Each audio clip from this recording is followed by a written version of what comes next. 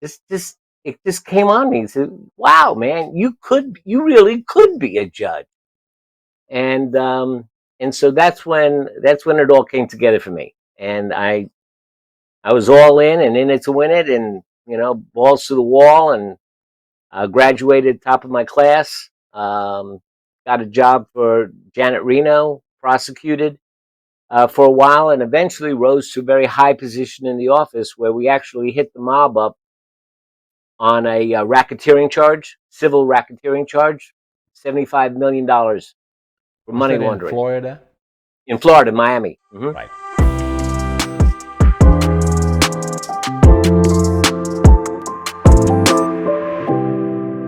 Hello, I'm John Brink, and we are podcasting on the Brink from downtown Prince George, British Columbia, Canada. And for all those people watching us from around the world, they say, okay, we know where Canada is. British Columbia on the west coast, right? Right. And it has this big city called Vancouver, right? And we are 500 miles north of Vancouver, or for our European friends, 800 kilometers. That puts us in the center of British Columbia, big province. And we are living in nature, paradise, lots of forests, lots of trees, lots of lakes within 50 miles. We have 100 lakes here. And all our friends in nature, black bears, grizzly bears, mooses, caribou, deer, you name it, we have it all here, and we just love it. Today we have a special guest. His name is Bob Martin. Bob has a very, very interesting bio. He used to be a high-powered lawyer for the mob law for the mob. We'll talk about that for sure. He's an author, changed his life in many ways in different directions, has written a number of books, and obviously is an entrepreneur in different ways, and he'll tell us all about it. Plus, he's a professor of wellness at the Elon University. Bob, welcome to the Yes, show. sir. Thank you. Thanks for having me. And we so want to come to Vancouver and head north up towards Banff and visit that wonderful, beautiful. I was there many years ago, and I just am dying to get back. I call it paradise. Yeah, it's got to be. Yeah. So, Bob, tell us about you because interesting. You studied law, obviously, at some point. So, take us back to the time where you're from originally, and then how did you go through your schooling, go through become a lawyer, and then, of all places, got associated from a legal perspective with the mob, and then from there and then one further. Well, it's a pretty long story, so I'll give you the Reader's Digest version. Okay. Um, my dad was born in 1898.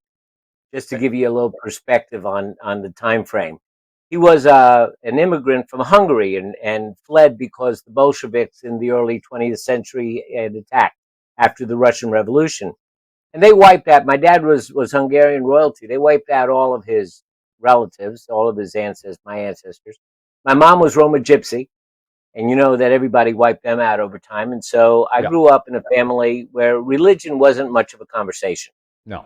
To make the American dream, as we call it, come true was through popcorn and caramel corn.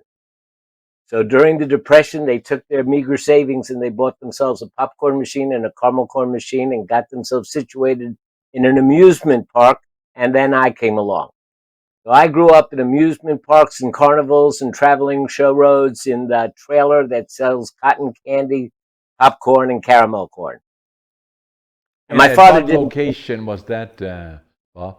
The amusement park was Rockaway's Playland in Queens, New York.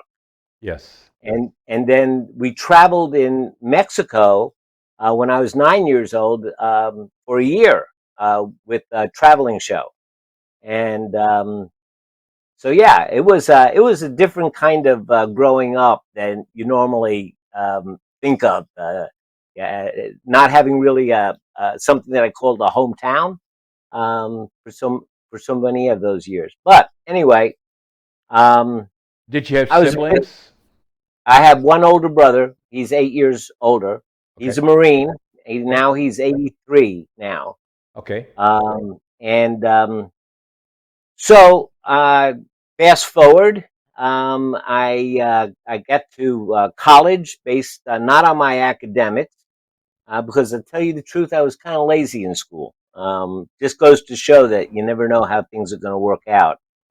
And I got to college based on a football scholarship, and then had a career-ending injury, so it turned into a hippie. And we're talking 1968, 1969, 1972, and I was living in a hippy dippy apartment in Queens, New York, and there was this one fella, and we used to argue over Nixon. It was the days of Nixon and the Pentagon Papers, and all the Vietnam and all that. And we got into these big old arguments about politics, and my buddy kept telling me, "You should be a lawyer. You should be a lawyer." And I go, "Oh, stop! Not me. I'll never. All I want to do, I want to sell enough hot dogs on the boardwalk in the summer so I don't have to work in the winter. That's my biggest ambition in life." And anyway, this guy goes out and gets a job, and I don't know about it, but he comes back and he has an envelope, and in the envelope is a postal money order made out to the Educational Testing Service. So I can't cash it. $350, which was the entrance fee to take the law school aptitude test. I said, "What, you're working?" He goes, "No, I quit. I just wanted to make the money to get you into the test." So how do you say no? So Exactly. I went and I took the test, and somehow I did marvelously good on it, at least good enough for at least just one law school took a chance on me. And my friend John Berman, who got me in, he was a heroin addict. And the moment I got accepted, he went clean. Yeah. And he enrolled in a community college to be a paralegal. And the idea that I was going to be Perry Mason and he was going to be my Paul Drake. And he stayed with me and stayed by my side and encouraged me all the way through law school, the bar exam, and until I got my first job for Janet Reno, the prosecutor, who was the attorney general in the Clinton administration. I remember. And 3 days after I got sworn in, John met this chick, and they decided to get high, and he didn't realize that his tolerance had lowered, and he overdosed and died. Ooh. So I've always kind of thinking that he was my guardian angel, and rather than grieving about it, I just think that that was his mission in life. Yeah. He got me to be a lawyer, so then it must be pretty special. And I remember this moment when it was the first couple of days at law school. We were all sitting around in the common area, and everybody was talking. We were talking. What do you want? What kind of lawyer do you want to be? What do you want to be? And that got to me. I didn't know what to say. I didn't even know why I was there. And I said, I want to be a judge. Now, I never got to be a judge, but when I said that, the moment I said it, something happened inside me. All of a sudden, I realized that there was a possibility that I could make a difference in this world. It just came on me and said, "Wow, man, you really could be a judge." And so that's when it all came together for me. And I was all in it to win it, and balls to the wall, and graduated top of my class. Got a job for Janet Reno, prosecuted for a while, and eventually rose to a very high position in the office where we actually hit the mob up on a racketeering charge, civil racketeering charge, $75 million for Was money that in laundering Florida? in Florida, Miami. Right. And I Janet left the office. Janet Reno. She was from Tennessee. No, Janet Reno was a Floridian. Oh, Floridian. She was a Miamian. Yeah. Right. And Clinton was run 2 terms. I still remember it. mhm, mhm. Was very very good, and he had a few challenges along the way, obviously, and yeah. So, but in any event, so the trigger for you was this one question that happened during with a group of lawyers and say, what do you want to do, Bob? And all of a sudden you thought about it and you had to have an answer. I said, I want to be a judge. That Exactly. changed everything. Change everything. And it stayed with you and you moved through the process because becoming part of the staff of the highest level of legal job that you can find is become part of the staff of a person like Janet Reno, who was directly linked to the President of the United States. Very Well, significant. that was on her way there. Right, First, she was the head prosecutor of Miami, right. just Miami in the state. She was the Yeah, yeah. state attorney. Then Y- she went on to be the AG, Yeah. the attorney general. Well, she Yeah, was obviously very well connected, very knowledgeable, obviously Democrat, but but in any event, quite significant, gave you an amazing experience. So and the she was an amazing lady. Let me tell right, you, she was like 6'4". She's a big woman, but she had a sense of humor, but she was so honest and so ethical. And if she wanted to buy a car, she would walk into the dealership, write down the number on the sticker, and not ask for a penny off. She would write the check for that amount because she didn't want anybody ever saying that she got favoritism. right. Just an amazingly wonderful model. So she had influence on you, and as you went forward, and part of you being involved with her was where the mob issue came in to place and as it related to criminality and how you got connected. So were you then a prosecutor first? Yeah, so I was a prosecutor first, and we attacked the mob. Right. But then I left the office and became a defense attorney. And within 2 weeks, the head of the Italian family in Miami came to visit me. Yes. Scared the bejesus out of me. I got to tell I you. would say, he's saying, "Oh my God." Yeah.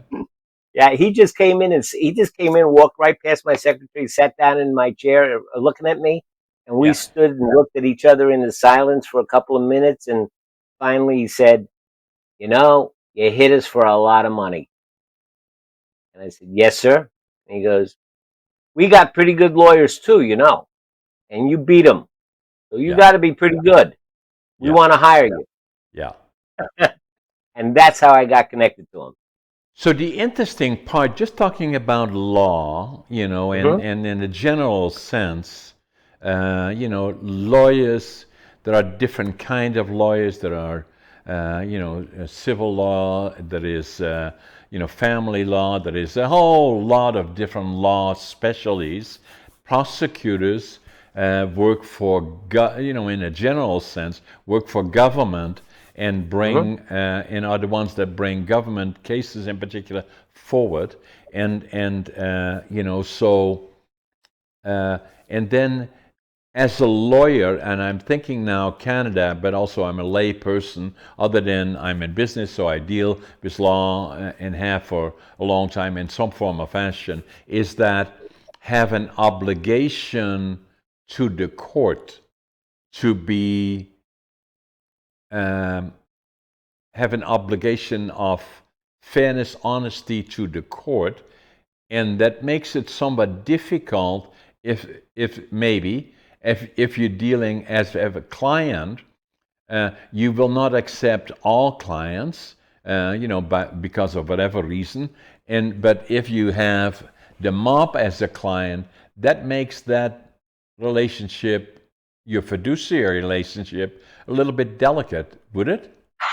I would say that's an understatement. That's like calling the Atlantic Ocean a pond.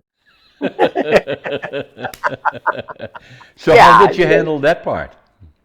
So,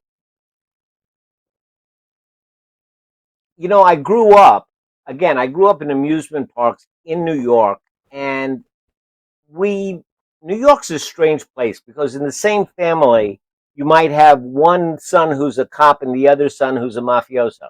It's not unusual. That's just New York. Yeah. So we had friends that were in the mob that would hang out at the amusement park, and I had some, feeling about it. And instinctively, I knew that if I mean, I had the opportunity here to make a lot of money.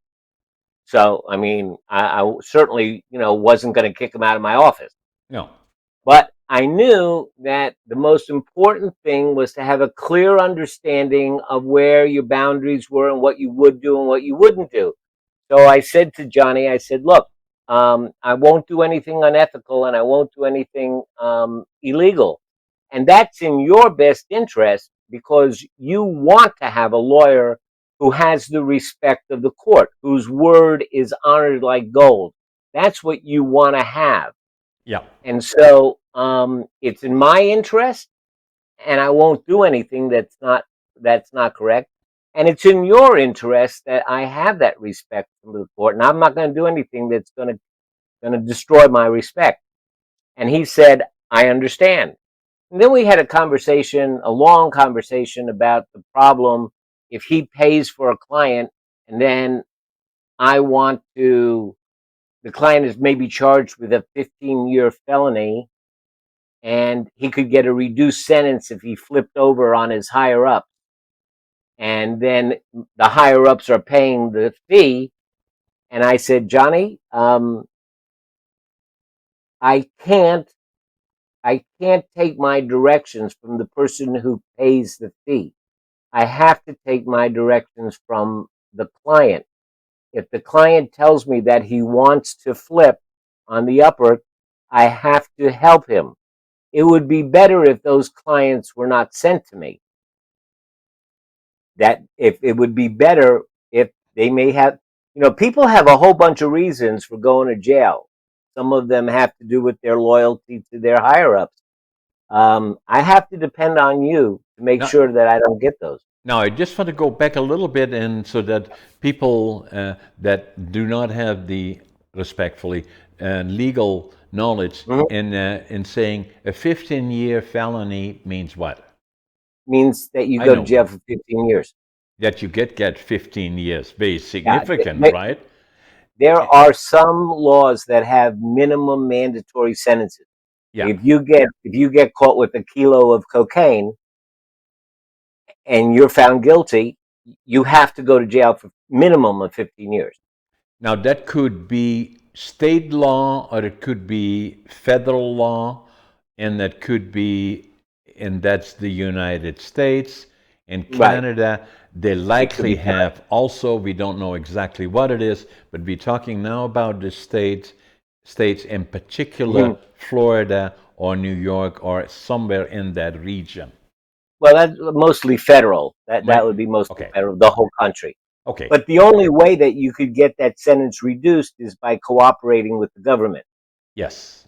It's kind of like a stick and a hammer. They want to threaten you with this incredibly difficult sentence to force you to cooperate on your higher ups. That's Yes. the whole plan. And Johnny is concerned that that's their plan. What's our plan?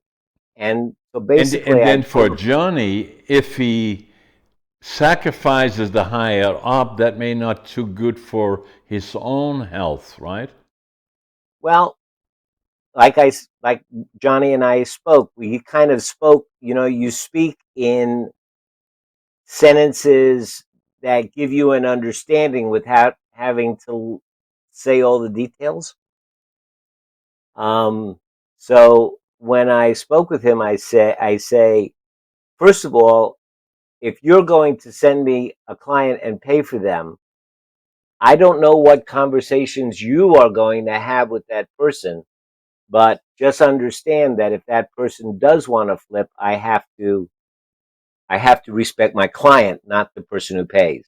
Correct. So you need to understand that. Yeah. In addition, whenever you send me a client, I will have a conversation with them telling them that I'm not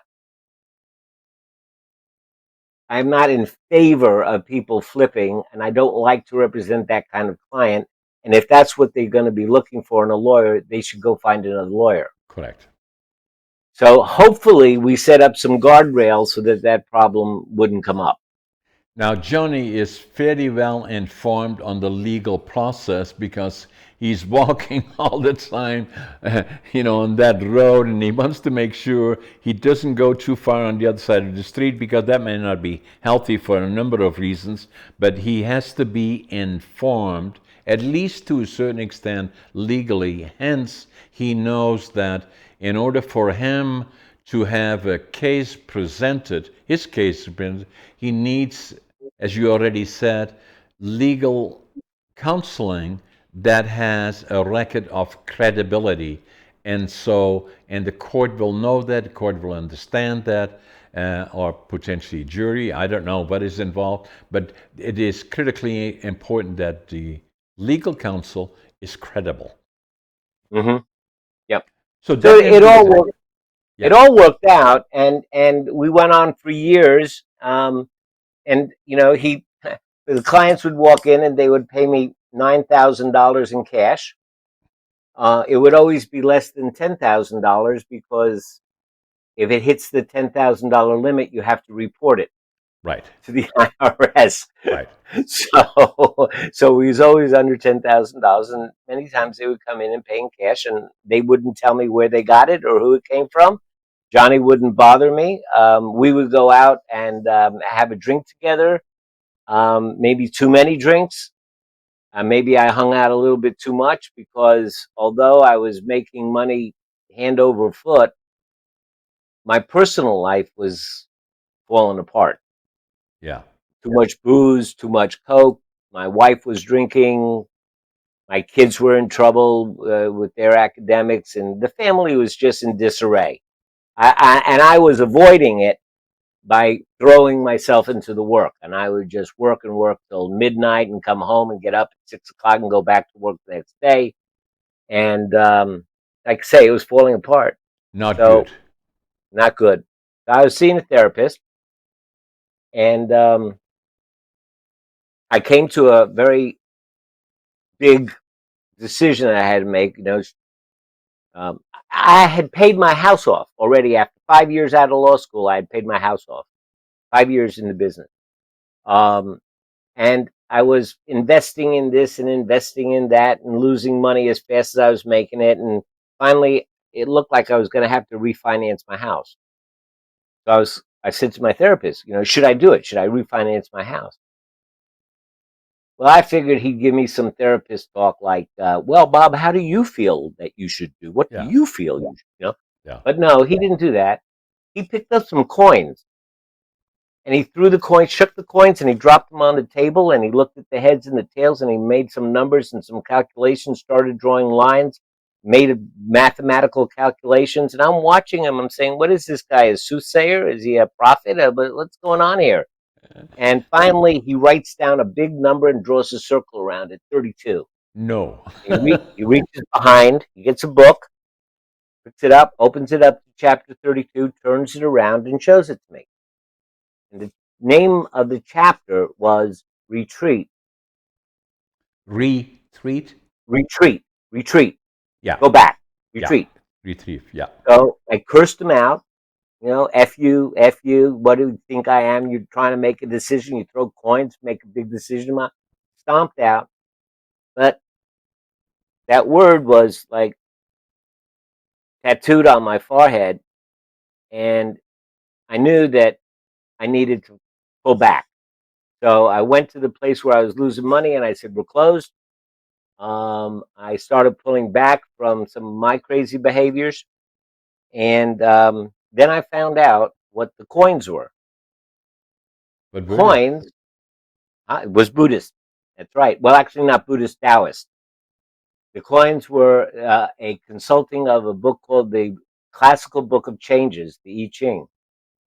And it was a Buddhist well, a Taoist practice, and I found out that my therapist was one of the senior students and the English language editor for Master Niwa Ching, who was a 72nd generation priest from the Shaolin Temple, the Kung Fu Temple.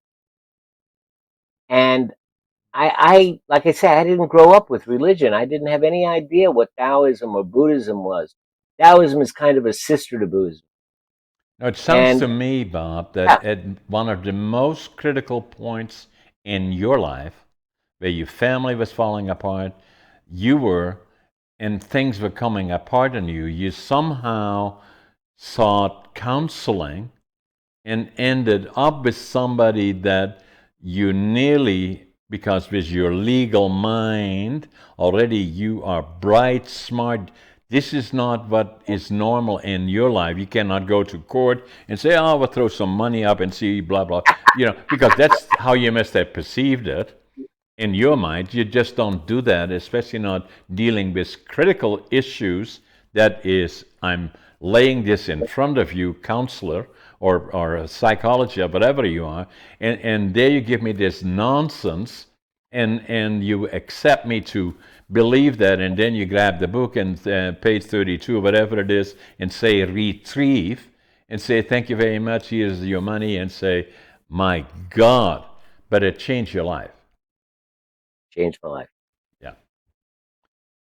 What So coincidence. yeah, and I just sat down and wrote a nice blog entry examining the difference between coincidence and synchronicity. Yeah. Coincidence just means that something happened at the same time. Co and incident with an incident. But synchronicity gives you the feeling that there's something bigger than it. There's some kind of glue that ties things together and brings things together exactly at the right time when they're needed, and like some kind of normal cycling that just, if you can align with it, if you can feel it and you can sense it, you can jump on the cycle, then life goes very easily and you go with the flow. um all those things are curious. But the interesting part was I studied under Master Nee for several years, and just when all of his teachings, because he came to Miami and taught us, and just when all of his teachings were really grabbing hold, I got into a little bit of a issue with Johnny. Turned out his son got arrested with one of those 15-year felonies. Okay. And I said, well, he said, well, Bob, I'm sorry, but you must win this case. And I don't care what you do. And I say, well, you know what our agreement is. And he goes, I'm sorry, it doesn't apply here. This is my son.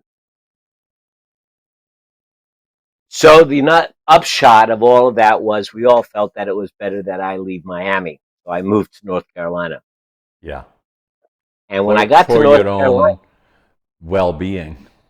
for yeah, because I couldn't stay in Miami. Even if you got another lawyer, lawyers are ethically bound to report the unethical conduct of other lawyers. So Exactly. even if I didn't do it and he got somebody else to do it, I would know what that person was doing, and I'm still in a pickle. Yeah. And so I got to North Carolina, and I had an opportunity to completely restart my life, blank canvas here. Nobody knew me from Adam. I came up this weird guy from Miami, and it was a big culture shock. It would be kind of like moving from Calgary to Banff. Yeah. It's a different culture, Yeah. a different area. Yeah. Um, So when I got here, because of the study with Master Nee, it had changed my life. And from that point on, I was determined that I would give myself to public service and to taking care of those that were in need. So that changed everything. So you were not really, other than mentally still having the legal mind that you were educated to, but you didn't from that point forward practice law? No, I did practice law, but only for poor people. Only, yeah, so selectively with the objective that was your objective. And so yeah, you were saying that things were coming apart on you during a period, drinking, booze, and you name it, all those things, and the family was falling apart. So you brought it back together again from your perspective and chose a whole new direction. Hmm. Yeah. At what point did you become an author? Um, well, I think that the first book I wrote, Children of Abraham, the novel, uh, was in the years after 9/11, and the Shia and the Sunni and my country, everybody was running around killing people in the name of God. And not having grown up in a religious family, to tell you the truth, any question about who or what God is way above my pay grade. But just for the sake of a thought experiment, if God thought like us and if he spoke in English, he might be looking down at the world and thinking, you guys aren't really doing what I had intended when I created the paradise for you. So, what would happen if messages from God started mysteriously appearing on the bottom of your television and the little ticker that goes by saying, my garden is for all of you, God. You're all my children, God.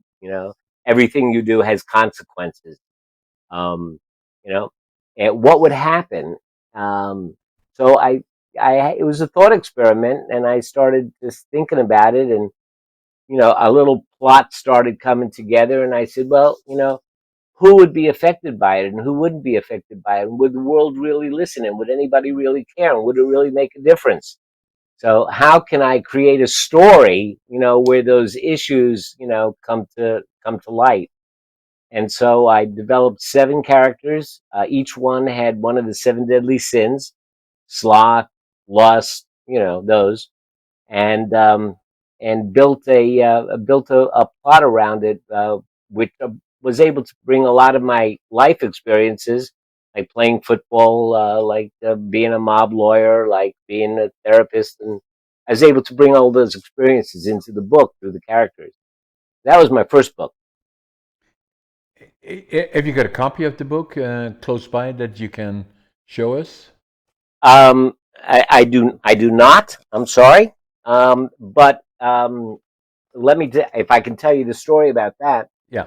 I went into the writing a book is not nearly as hard as getting it published.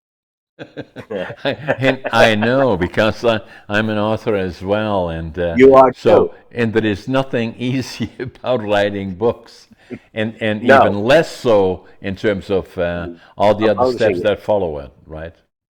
So I went out and I tried to get an agent, and then all of the sharks saw me as I didn't know anything about publishing, so they all came and chewed me up. I need 130. I need a $1,300 fee for this advice and this advice, and writing a letter and writing an agent a letter and It's writing a a racket. proposal. It's a racket. I mean, and they took me for so much. So eventually I self-published it. And then all the publicists took me for so much. I eventually said, screw y'all. And I put it on the internet, and I went to a printer, and I printed it myself and sold a couple thousand copies. Fast forward now. So now I am a non-religious Taoist Buddhist, right? Get divorced from my first wife, marry my second wife, and she is a Southern Baptist Bible literalist. She believes in the Bible literally, Yeah, and yeah, she thought all my stuff was just weird, yeah. and I thought, I couldn't go with her science. I mean, do you No. really think that the world is only 4,000 years old? I mean, really? Can Um, you imagine the first date there? You're sitting there in the restaurant, and then Tell me a little bit, acting like your wife, about you, and I'm expecting you to be a Southern Christian, going by the Bible literally kind of a guy, and there you start talking about the stuff that was your experience, and I said, I'm out of here. Well, you would think that that would happen that way, but my wife is a saint in every aspect of the world. Right. You know, I was devoted to helping out the people that were suffering, and she was too. And Yeah. so we connected on the values that we held about what makes you happy. Because, you know, I've come to the conclusion recently that all the great wisdom teachers, you know, Lao Tzu, Confucius, Gandhi, you know, Jesus, um, you think that they came and wanted us to be good people that we would make for a better world. But I don't think that that was what their intention was. I think they came and they just said, please be happy. Please be happy. Yeah. And they taught us that happiness comes from being good. Yeah. That's where it comes from. When Yeah. you're greedy, when you're hateful, when you're ignorant, you're not happy. Right. When you want more, when you're not satisfied, when you don't have the thrill of beauty or the sense of getting lost in a sunset, you're just not happy. Yeah. Happiness comes from, you know, devoting yourself to something larger than yourself. And that's what all the great wisdom teachers taught. Yeah. You know, and my dad, he even, you know, had his own way of saying, and you're a businessman, so you'll appreciate this. He would often say, just take care of your business, Yeah. and your business will take care of you. Yes. Don't worry about you. Just No. take care of your business, Yeah. and it will take care of you. You know, and the Buddha said, you don't have to worry about the future. Just do the next right thing, Right. and the future will take care of itself. Right. And we both believed in those values. And so it was funny. Her family from Moultrie, Georgia, which is a deeply red, deeply conservative, you know, highly literalist area. They all said, "You gonna marry that boy? You gonna get yoked to a heathen? That's what's gonna happen. You could be yoked to a heathen." And she would say back to him, "Bob is more spiritual than half of the people of Moultrie have in their left pinky." Um, but but this is where the second book comes in. Right. So You haven't got a copy. Have you got that one published I yet? do have a copy of Yeah. that. Yeah. Show us a copy of it. So the title is. I think it is showing me the wrong way Backwards. around. Yeah, Yeah. it is. I am the way, finding the truth in the life through a biblical reimagining of the Tao. Okay. And so the Tao, I mean, I guess the Tao's Bible, if you want to say it that way, or its primary book, is called the Tao Te Ching, which means the classical book of the way of virtue. Tao means the way. Okay. And Jesus said, I am the way. Right. So Jesus might have been saying, I am the Tao. Might have. Right. I don't know. Yeah. So what I started looking at was, instead of looking at her historical aspects of Christianity, I started looking at what is the teachings of Jesus as she understood them. And then I would notice that the teachings of Jesus and the teachings of Lao Tzu, there wasn't a hair's breadth of difference between them. They're identical. Right. And so she would tell me something, and I would go look in the Tao Te Ching, and I would find that teaching. So I said, well, let me see if I can take the pithy, poetic sound of the Tao Te Ching and translate that, reimagine it in Christian terms. So I took one of the poems, the ancient poems, and then I looked in the Bible for the same teachings, and then crafted it into a poem, gave it to her, and she goes, I love this. And all of a sudden, she understood my cosmology, and I understood hers. And so there are That 81 became the chapters. book. That became the book. 81, all 81 chapters I Yeah. did. So And yeah, amazing, right? yeah, and so on this one, I was about to start thinking, gosh, so am I going to go through this whole publishing thing again? But again, a lucky thing, I stopped. I got hired by the university to teach, and I was talking to a textbook salesperson, and somehow we got on the subject of my book, and she said, our her company is a major retailer, one of the top publishers of textbooks and academic books. But they had a subsidiary that was a smaller subsidiary of theirs that did small cash books. He goes, let me pass it on to the editor over there. She passed it on. I got a call from the editor. She says, tell me about your book. I told her about the book. She said, send me a manuscript. I sent it to her. She goes, we're going to publish this. Well, And so it got published. And now here's where it all goes back to the beginning again. Now she goes, you wrote a novel too. I said, yeah. She goes, send me that manuscript. It was 95,000 words. She goes, I'll publish it, but you got to cut it down to 65,000. yeah, I said, what which am I is going still to a do? big Take out book. that? I said, what am I going to do? Take out every third word? And she goes, no, you got a lot. You have a lot of slack in that book Yeah, because there's a lot. You can trim it down, tighten it up. yeah. So I finished the manuscript about a month ago and sent it out to him, and I think it's going to be released in April or May under Innovative Inc., a subsidiary of Barnes and Noble. Still the same title? Still the same title, Children of Abraham. Hmm. Yeah. So and so that will come out in May.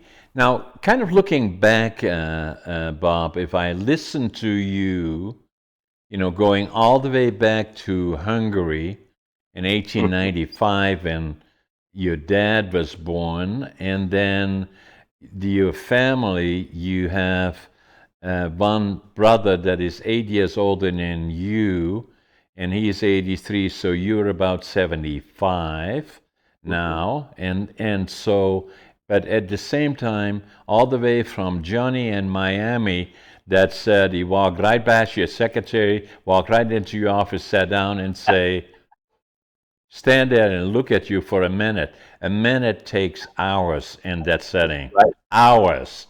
And you say, is he Hmm. going to say anything, or why is he here, or what will happen to me next? The whole world passes through your mind. And then he said, I want to hire you. And he did. And then you explained to it, blah, blah, blah. And all those things had an effect on your life. The next thing was you saw him again, and Johnny's son was in deep trouble, and you said, I can't do that. So, and you then moved from Miami further north to the Carolinas or somewhere down there, and then it changed your life where in Miami things were falling apart on you, including yourself, and then you went to the Carolinas. At that point, maybe at that point, you said, I need help. You found, I don't know how you did it, but you found a counselor that changed your life. I mean, not just a little bit, but totally.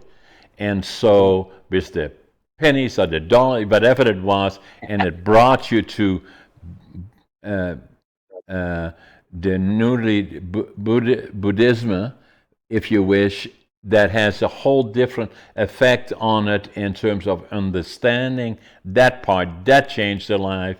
And then the next, your first wife, but your second wife, somehow you fell in love with her, but more importantly, she kind of somehow fell in love with you for whatever reason, because you have nothing in common in terms of religious background, but then you find a way, and then somehow, as you start explaining, you start writing your second book, you bring the two religions together in one, which was amazing.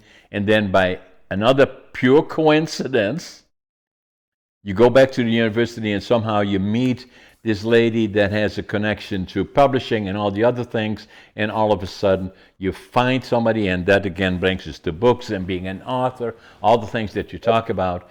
Writing is not easy, and then publishing even less so, and then bringing it to market, blah blah blah. All those things fall together, and then it makes you then wonder as at 75, I'm 84. So at 70, I call it 84 years young, actually. Yeah, right. As you then look back and then saying, my God, what happened to this guy all the way back from Queens, New York? The parents, the history behind that, then the effect of Queens, New York. It's a mosaic of mobs and religion and you name it, it's all there. And then ending up in Miami and then all the way in the Carolinas, and all of a sudden here you are podcasting with me, a guy from Central British Columbia, Canada. Can you believe it? But has every life is unique. Um, and when I now, I mean, once I came to North Carolina, there weren't a lot of Taoists here, so I started going to Buddhist services, and Buddhism meditation is very, very important. So that's when I Yes. really started meditating. And then eventually they asked me to come and go through the training to be a teacher. I just tell you that to tell you that when I have a new class and we talk about practicing, I ask my students to practice for just 10 minutes a day, and I speak to them about the attitude that they bring to the practice, and I say, what you're about to do when you practice, if you stop for just a moment before you sit, or if you walk, but before you start your practice, if you just stop for a moment and reflect on the fact that it is both important and it is dignified, what you're about to do. It's an important and a moment that's filled with dignity. Why? Because you're going to connect with this present moment, and whether you think being born or the birth of your child or being admitted into college was the most important moment of your life, this moment is really the most important moment because it's the only moment when you can do anything. It's the only moment when you can shape your life. So this moment, that's the most important moment. You're about to greet this moment. So it's important. And the other thing is that you are a human. And there is something about being a human that brings with it its inherent dignity. You have a guaranteed seat at the table of humanity. And that's a very dignified thing. So if you can bring that sense of importance and that sense of dignity to the 10 minutes that you're going to spend, it will shape your life, I promise. Now, the other part about it, Bob, as I said to you, that I'm 84 years young, but I have had lots of history behind me that Oh, sure. gone through all the ups and downs and all of that, so that at 84, I'm fortunate that I'm agnostic, and for all those people that understand, I'm not an atheist. I'm agnostic. I'm not sensitive. I respect. I do not know what will happen next and what it will look like. But I I want to be respectful, and I want to be able to contribute. Nothing to do with money or any of those other Mhm. things, but have a feeling of that I made a difference to other people's lives, and that to me is important. And giving back is important. And saying Mhm. that, especially at our age, and saying that hope to live a long life, well past 100, hypothetically speaking, but I'm staying fit mentally, physically, and emotionally. And for me, it did as in a way it did for you. It took me a long time to get to the point of who am I, and to be at peace with who I am, and allow me to make a difference to others. And the most effective way of doing that, I'm a presenter, I make presentations all over the place, and then I'm an author. I'm working on my sixth book, and fifth one and sixth book actually, and I've done four. The other one will come out in June, the fifth one. Is that the most amazing part has been that about 5-6 years ago, I started blogging on a local level. I liked that in a way.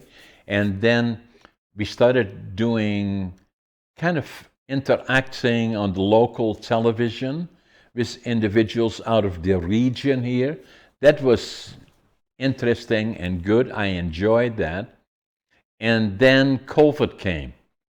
And so we couldn't do that anymore. And so I had an apartment here downtown Prince George, British Columbia, and we said, okay, let's build a studio here. And we couldn't do that because of COVID in the television station anymore, because we were not allowed to go in there because of COVID. And so I have the two couches, the guests would be sitting here, I'd be sitting there, and blah, blah, blah, blah. And then that went well, and then we said we have to broaden the circle. How can we contact more individuals or interact with more? And so, and I thought maybe I'll set up another, the studio in Vancouver.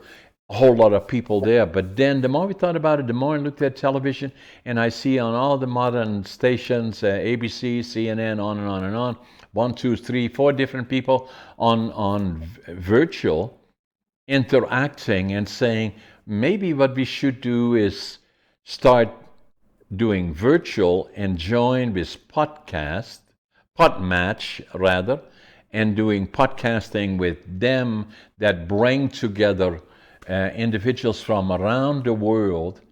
And we've been doing that now for the last 3-4 years, and then the other ones before that. And this, I believe, is the new media that allows me to, and others, to interact with interesting people like yourself that had such an amazing life, and with many others. You are my podcast number 384, I believe, and then that is where I'm hosting, and then I do guesting probably around 250.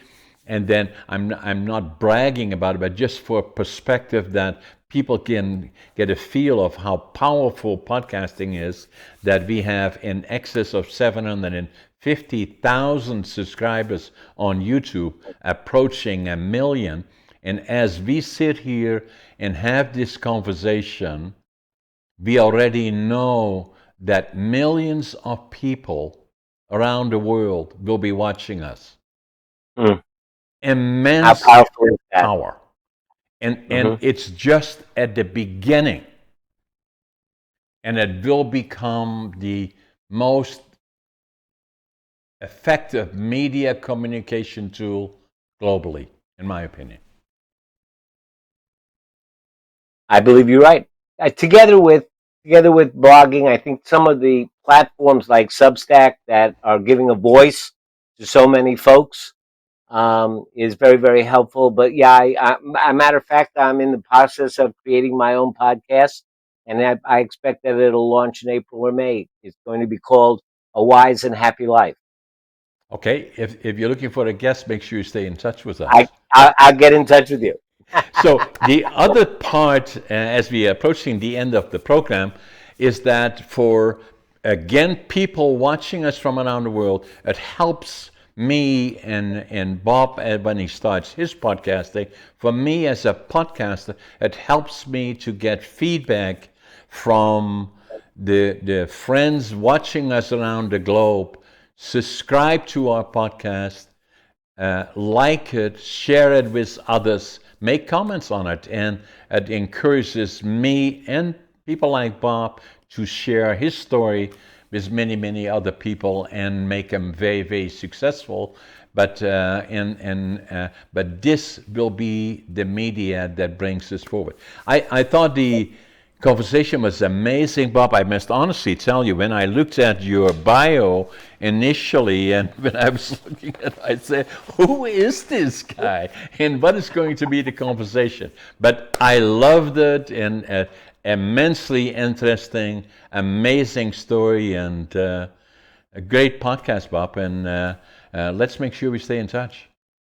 Let's do that. And I will send you an invitation as soon as my thing comes up, and we'll schedule you to come and be a guest. And thank you for the offer. Sounds great. And and I have 4 books. I will send them to you. I will sign them for you and send them to you. You will get them probably sometimes next week.